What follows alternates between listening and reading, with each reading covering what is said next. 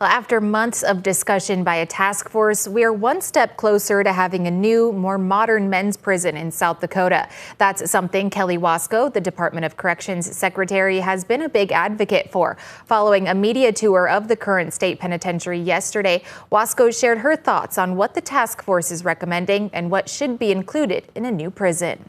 The Project Prison Reset Task Force is recommending to the state legislature that a $650 million facility with 1,500 beds be built in northeastern Sioux Falls.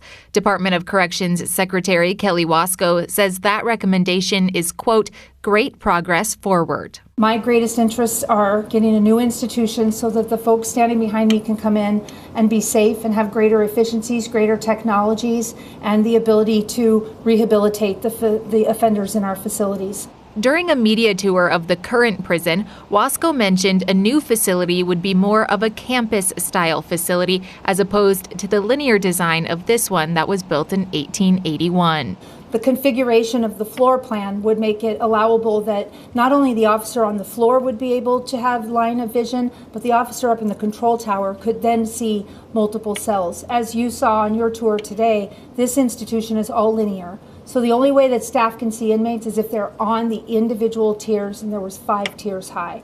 Wasko says a modern facility would also have solid steel cell doors with a window as opposed to the current ones in the prison that are steel bars. Every staff member that walks by can be fluid assaulted. I've never seen so many fluid assaults as what I've seen here at the South Dakota State Penitentiary.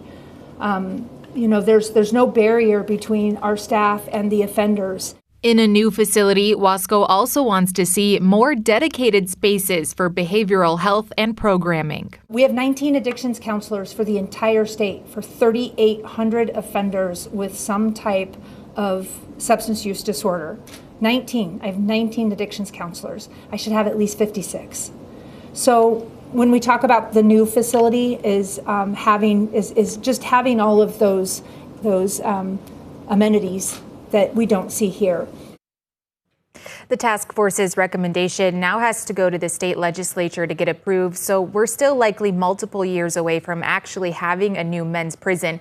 In the meantime, Wasko says she'll be asking for a larger staffing budget this year to fill a need at the current prison. The South Dakota State Penitentiary today has no vacancies.